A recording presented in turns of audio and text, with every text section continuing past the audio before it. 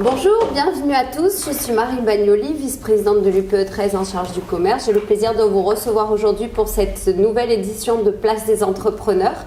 Et nous remercions Kedge Business School et la région pour leur soutien. Voilà, je vais recevoir 4 entrepreneurs qui vont nous parler de la crise, de leur façon de vivre cette période. Marie, bienvenue. Merci pour l'invitation. Donc, Marie Cornu, moi je suis co-gérante de la société Familisphère. La société est spécialisée dans la garde d'enfants à domicile, notamment en périscolaire, péricrèche. On fait de l'aide au retour de maternité également et plus généralement du babysitting ponctuel. Merci. Baptiste, bonjour. Bonjour à tous, merci pour l'invitation. Alors moi c'est Spock, donc c'est dans la restauration, le domaine de la restauration. J'ai commencé il y a 2 ans avec le Spock de la Timone avec mon associé et depuis à peu près 2 mois on a récupéré celui de Luli. D'accord. Bonjour Fabien. Bonjour Marie, merci pour l'invitation également. Donc moi je suis Fabien Costa, je suis un des dirigeants de l'agence Télécom, un distributeur de SFR sur le B2B. Très bien. Bonjour Laurent. Bonjour Marie. Donc Laurent Cohen, PDG de la société Corania, spécialisée depuis 86 ans dans la fabrication de parfums et qui a diversifié son activité depuis quelques mois puisqu'on fabrique maintenant également du gel hydroalcoolique. Très bien. Merci beaucoup. Alors, c'est très bien que vous soyez là. Vous avez tous une façon particulière d'avancer dans cette crise. Peut-être que vous pouvez nous en parler, Marie ? Oui, alors nous on a été vraiment à l'arrêt lors du premier confinement. Après la V1, on s'est mis en route et on a rebondi, on a redémarré. Aujourd'hui, on s'adapte au planning des familles et aux besoins qu'elles peuvent avoir. Alors, il y a des familles qui continuent et qui ont plus de besoins parce qu'en télétravail, c'est compliqué de s'occuper des enfants. Et d'autres qui sont au chômage partiel et donc qui ont moins de besoins. Et voilà, aujourd'hui, le surcroît de travail, il est plutôt en agence, puisque auprès de nos salariés. Mais voilà, l'adaptabilité, elle est pour tout le monde aujourd'hui. D'accord. Et Fabien, vous, la crise, comment vous avez traversé depuis le début de l'année ? Ça s'est passé comment ? C'est une période Alors nous ça a été assez paradoxal parce que de l'extérieur on peut imaginer que comme on travaille dans le digital et qu'il y a eu des besoins digitaux de plus en plus importants pour tout le monde, on a pu penser que c'était du coup une opportunité pour faire plus de business, mais en réalité comme notre métier c'est d'aller voir les PME et qu'elles étaient toutes fermées, du coup on a été complètement à l'arrêt pendant 2 mois sur la V1 comme vous dites Marie. On a subi donc la première partie de la crise, on a activé les PGE pour se mettre à l'abri. Et puis ensuite, je dirais que l'activité a repris un cours assez important, puisque depuis la sortie du premier confinement, on est sur un train de business qui est à peu près celui de l'an dernier. Voilà, donc c'est déjà un élément assez positif. Ouais, c'est bien. Laurent ? Nous, c'était une période très particulière parce que lors du premier confinement, première fermeture, on a fermé l'usine pendant 5 jours. On a eu plein d'annulations de commandes puisque toutes les parfumeries en France et à l'étranger étaient fermées. Tous les magasins. Plus aucune parfumerie ouverte. Toutes les enseignes, vous déposez dans des grosses enseignes. On est présent chez Sephora, on est présent chez Passion Beauté, chez Nocibé, dans toutes les enseignes de parfumerie. En France et à l'international, puisque la moitié des produits que nous faisons ici à Marseille sont vendus à l'international. Et cette crise a touché, on le sait, le monde entier. Et on a eu une opportunité qui s'est présentée, puisque dans le parfum, il y a 80% d'alcool. On est dépositaire d'alcool et on a su transformer complètement l'entreprise et l'outil industriel pour fabriquer du gel hydroalcoolique. Alors un gel qui a été au départ fait de manière complètement solidaire, puisqu'on a offert ce gel au départ à l'APHM. Oui. Il y a 6 tonnes qui ont été offertes à l'APHM, à diverses associations qui aidaient les plus démunis. Et ensuite, on a eu beaucoup de demandes d'entreprises ici du territoire et on a équipé en gel à peu près 300 entreprises du territoire. Et c'est vrai que c'était une activité qui nous a permis de faire fonctionner l'entreprise et qu'on souhaite d'ailleurs pérenniser, puisque le business du parfum n'a pas complètement repris, loin de là. Que l'international, c'est toujours très compliqué et que cette activité gel, en plus avec un alcool qui est l'alcool le plus pur qui existe sur le marché, avec une volonté de développer maintenant une marque et d'adresser essentiellement les entreprises. Et principalement les entreprises du territoire Marseille et de la région. Et en combien de temps, Transformation, et en combien de temps tu as réussi à passer de ton activité parfum à fabriquer, à sortir du gel? Parce que ça Alors, a l'air... ça a été une course contre la montre. L'annonce du confinement, c'était le 16 mars. Entre le 16 mars et le 20 mars, l'entreprise était fermée, puisqu'on n'avait plus aucune commande, c'était chômage partiel, fermeture d'usine. Le 20 mars, il y a un arrêté dérogatoire qui est sorti, qui autorisait les entreprises qui détenaient de l'alcool à fabriquer du gel. Et là, entre le 20 mars et le 1er avril, on a acheté des équipements, acheté des contenants, fait des conférences web pour apprendre à fabriquer le gel hydroalcoolique.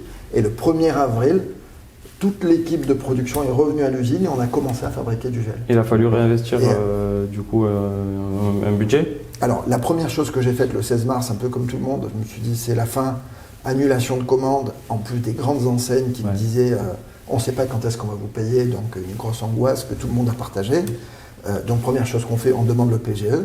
Et ce PGE m'a permis effectivement d'investir dans des machines pour fabriquer ce gel-là. Donc des machines, des contenants, c'était une guerre à tout, les pompes, les flacons, c'était un vrai challenge et pour l'entreprise et pour les achats. Et puis assez rapidement, on s'est mis en ordre de marche. Le premier jour, on a fabriqué 100 kg de gel, et puis à la fin du mois d'avril, on arrivait à fabriquer 10 000 litres de gel par jour. Et alors qu'il est toujours Et alors qu'il est toujours. Non, toujours les demandes ont baissé, voilà, la capacité est là, les machines, aujourd'hui on a encore rénové le parc machine pour continuer à fabriquer du gel et à le conditionner. Et on lance très prochainement une marque dédiée aux entreprises ici sur le territoire avec des 98% d'ingrédients naturels et des produits qui vont être à disposition des entreprises du territoire. Ah oui, vous avez fabriqué aussi des bornes, hein? Oui, alors en fait on s'est rendu compte assez vite que les entreprises nous demandaient du gel, mais nous disaient on voudrait des bornes. Et je voyais des bornes qui arrivaient d'un peu de partout, notamment de Chine. Et nous, l'ambition qu'on a depuis toujours dans cette opération qu'on a fait sur le gel hydroalcoolique, c'est de défendre un certain nombre de valeurs, dont l'achat local. Donc on est allé voir une entreprise du territoire qui est à Roquefort-la-Bédoule et qui a fabriqué, qui est une serrurerie et qui a déposé un brevet et fabriqué une borne sans contact, donc 100% fabriquée sur le territoire marseillais, avec du gel 100% fabriqué également sur le territoire marseillais. Voilà, et on a eu la chance d'équiper aussi avec ces bornes-là de nombreuses entreprises, le Stade Vélodrome, la Safim, et puis plein d'entreprises ici du territoire aussi. Ah oui, d'accord. Mais c'est sûr que cette période quand même inédite nous a quand même tous forcés à réfléchir profondément à des sujets qu'on n'a pas le temps d'adresser. Nous, je vois, on a eu, pendant la période où donc, les sociétés à faire ont fermé, on a eu une activité d'abord de solidarité aussi, parce que tous les gens avaient malgré tout besoin d'être dépannés. Ouais. Donc on a beaucoup travaillé, mais ça a généré pas de chiffre d'affaires. Par contre, on a du coup avec mes associés, le fait de se sortir de ce quotidien-là nous a permis quand même de réfléchir à des sujets de fond dans l'entreprise, alors soit de fond de stratégie, mais aussi des sujets opérationnels importants qu'on n'avait pas le temps d'adresser. Et nous, par exemple, on avait un sujet de recrutement commerciaux qui est un sujet, je dirais, toutes les PME ont ce problème avec recruter des commerciaux, c'est extrêmement compliqué. Et on a refondu complètement le process de recrutement. Et comme tu le disais, c'est vrai que le PGE nous a permis aussi d'investir sur ce sujet-là, puisqu'on s'est staffé avec des cabinets, je dirais, avec un process plus coûteux mais beaucoup plus solide.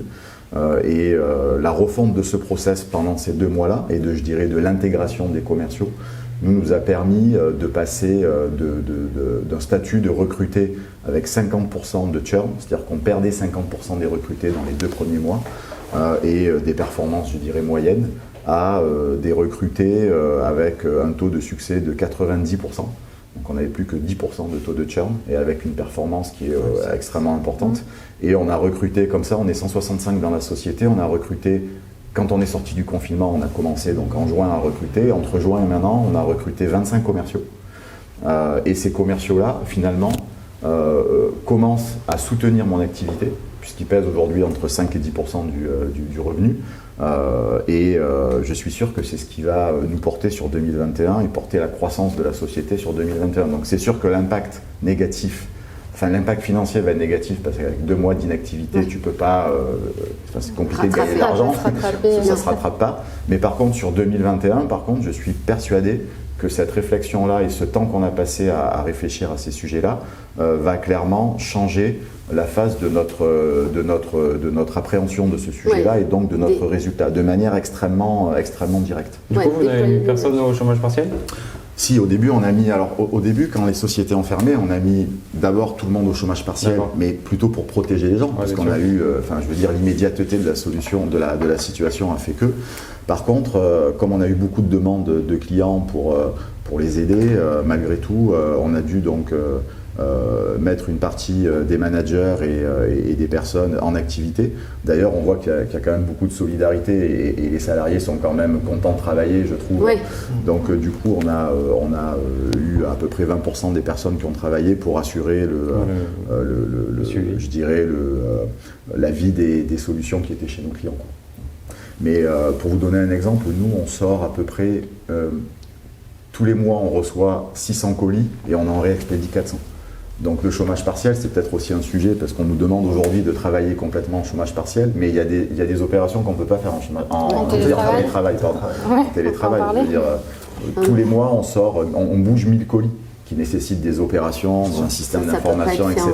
Donc, mais voilà comment on a fait au début. D'accord. Et vous, Baptiste, alors, vous êtes lancé finalement pour votre deuxième restaurant dans la crise, enfin dans la version de... Ouais, dans la crise. Alors en l'occurrence, on a le premier confinement s'est passé dans le sens où il y avait ce petit côté excitant et on ne savait pas où est-ce qu'on allait. Du coup, on a fermé parce qu'on ne savait pas concrètement ce qu'était la Covid.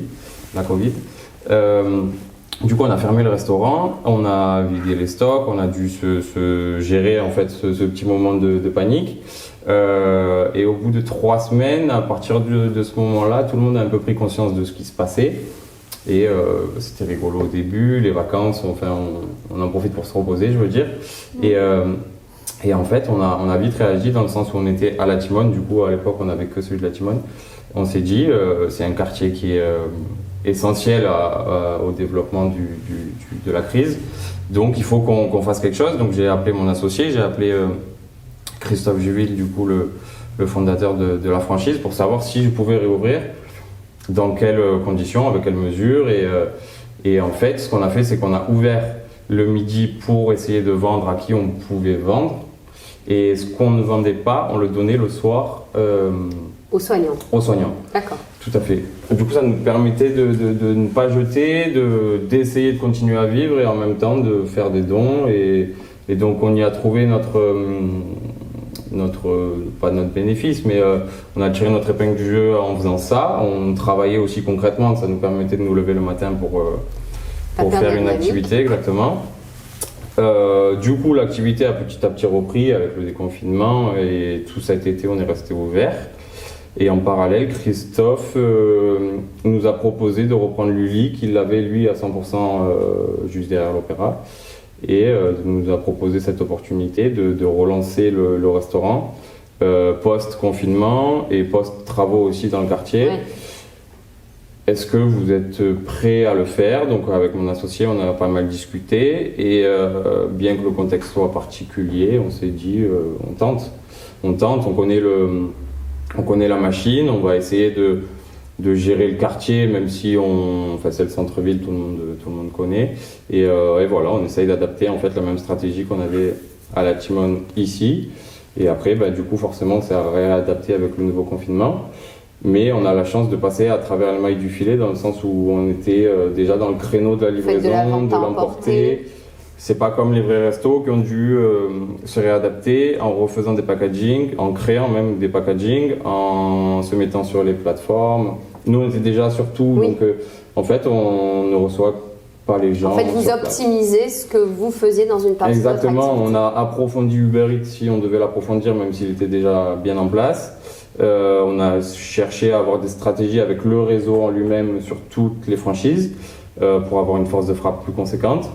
Et voilà, après on a utilisé notre réseau à nous et on continue la vie continue en fait. Oui, la crise fait pas perdre cette énergie Pour le coup, d'entreprendre. Hein, ça, comme c'est je certain. dis, on a la chance de pouvoir ouvrir, c'est déjà beau, par rapport, comme je dis, aux vrais restos, aux discothèques qui n'ont pas ouvert depuis mi-mars.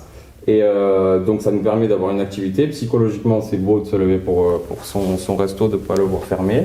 Et voilà, on peut se permettre de ne pas mettre les salariés au chômage partiel parce qu'on en a besoin, c'est tout bête, mais on en a besoin. Et au moins, eux sont contents aussi.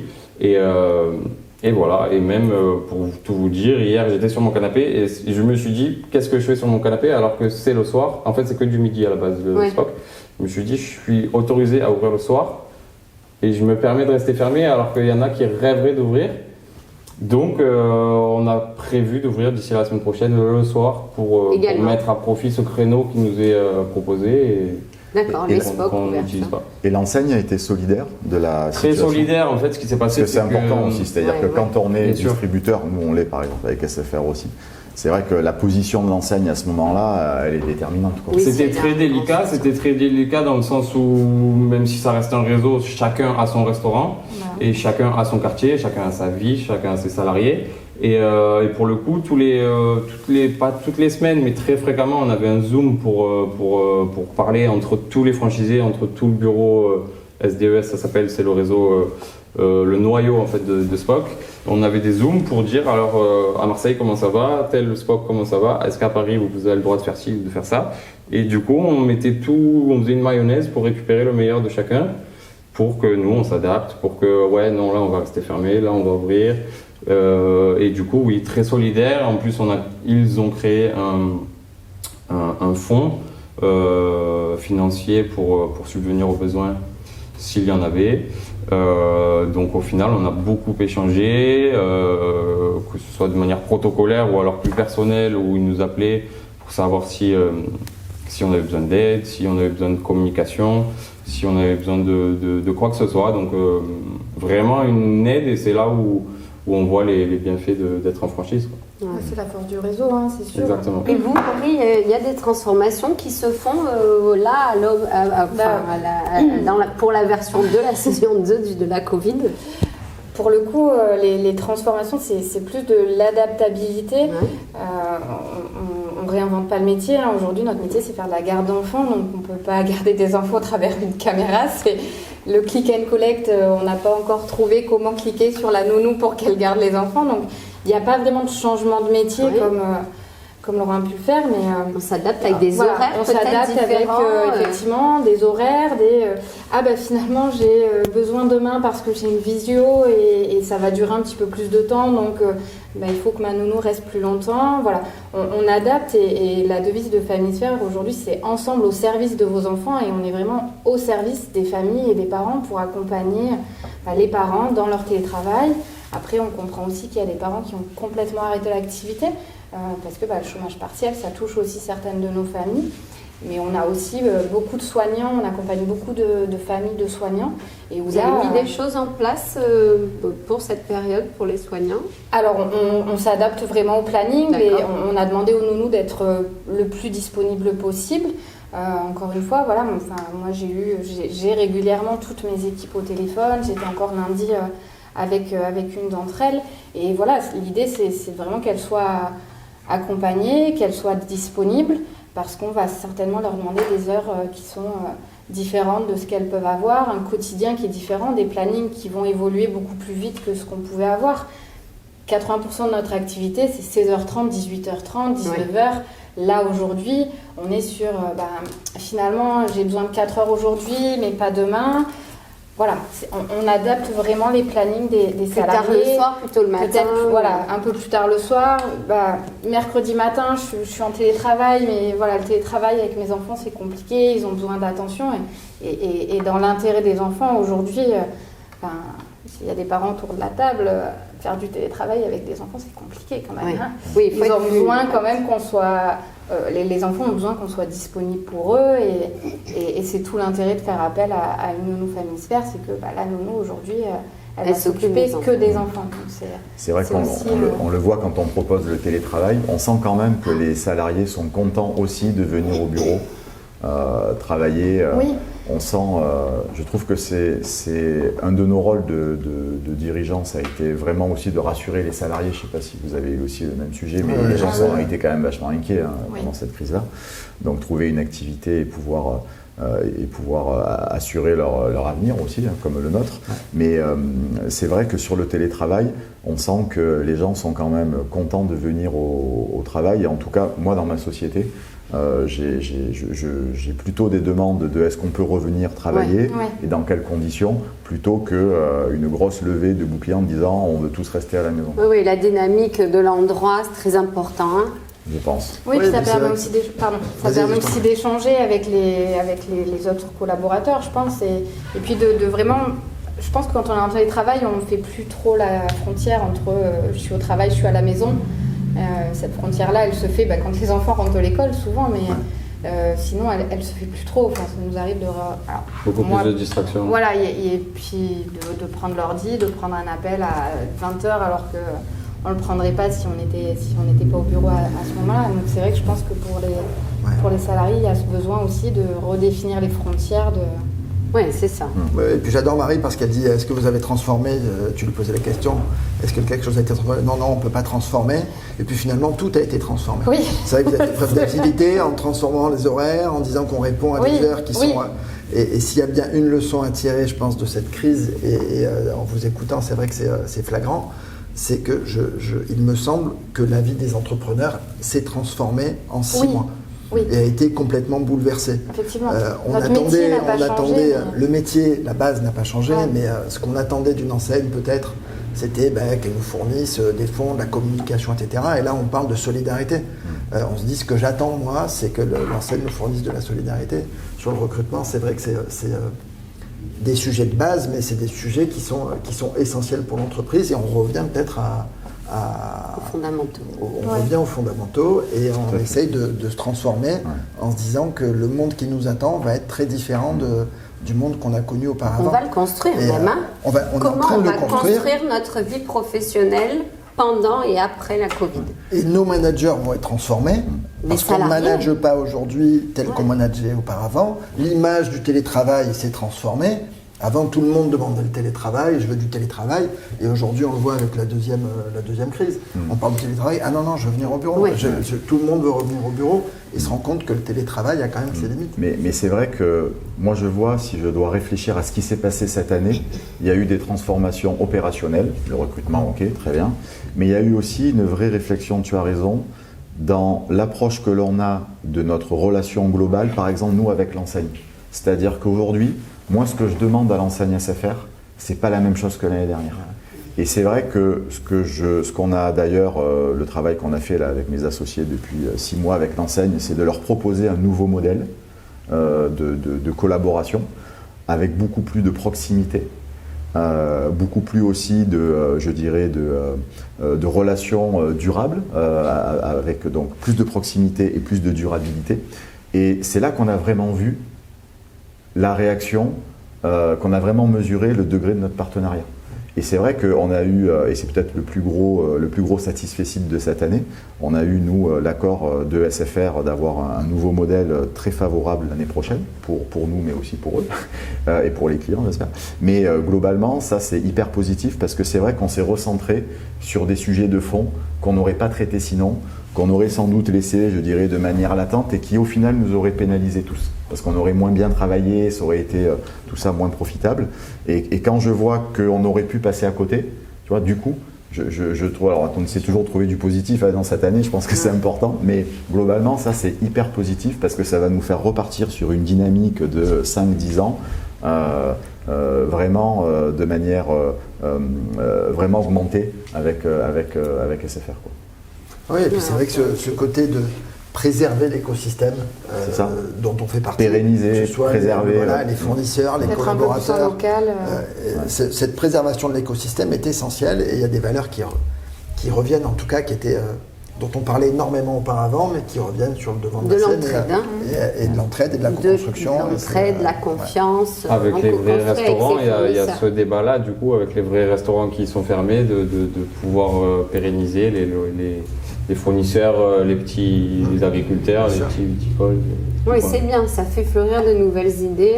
Comment on s'en sort dans cette crise finalement, on se réinvente, quoi. Bien sûr. Tout le monde se réinvente, hein. Réfléchis à Les tout. salariés aussi, les entrepreneurs finalement. C'est nouveau, du coup, même les clients se réinventent. Hein. Ils n'ont pas le choix. Et vous, alors, pour l'avenir, c'est quoi?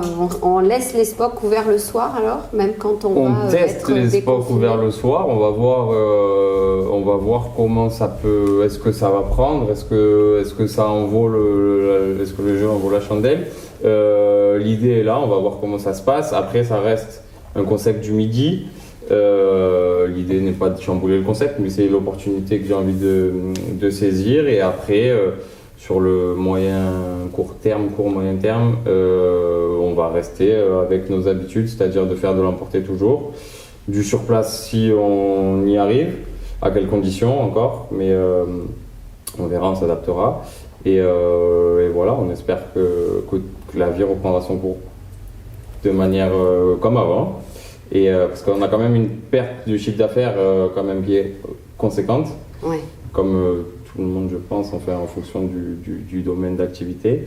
Donc on va essayer de passer à travers tout ça et de continuer Avec l'énergie qu'il notre faut. activité avec l'énergie qui est vitale, essentielle. Ouais. Alors, pour conclure, Laurent, comment on attaque là tout ce déconfinement, cette période de Comment on fête? attaque Marie, je crois qu'on a la preuve de la transformation on est fort. dont tu es capable. Alors, 1, on est fort. 2, on est solidaire. 3, on est engagé, parce que là, je vois que des entrepreneurs Ouais. engagés. Et c'est avec cette valeur-là que je pense qu'on arrivera à relever les défis qui nous attendent.